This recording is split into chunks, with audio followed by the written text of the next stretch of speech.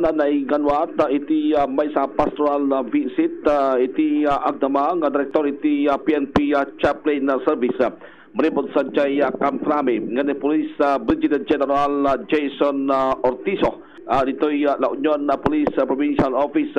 May basati report nga ni Police Brigadier General Ortizo kat nagbisita dito'y La Union Police Provincial Office. Tamang gusto ka mapanamot kumusta niti espiritual nga panagbiag dagiti amamin nga membro iti kapulisan iti La Union. Iti mensahe na pay in waragawag na iti ragsak na gapo iti nabara nga panang trabo dagiti opisyalis iti PNP La Union babaan ti Paidolo ni Police Colonel Jonathan Calixto akas Provincial Director iti La Union Police Provincial Office kasabatan nagiti nadopay ng opisyalis iti La Union PPO inalawag pay ni General Jason Ortizo nga saan lang iti La Union Police Provincial Office iti bisitan na nudikat bisitan na pa iti naduma nga police station iti sa pasap nga probinsya ti La Union tapos takat papigsaan na pa iti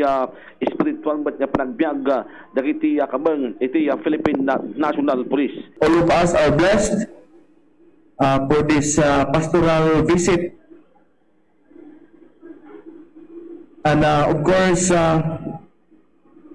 I would like to extend my time here in La Union, especially not only in your province or in this provincial office, but to extend my visit to the different municipal police stations.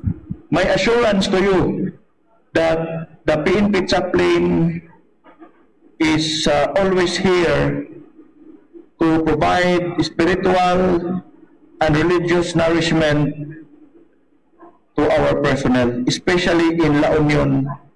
Sa ating pagkapulis, kailangan pa rin natin ang biyaya ng ating Panginoon.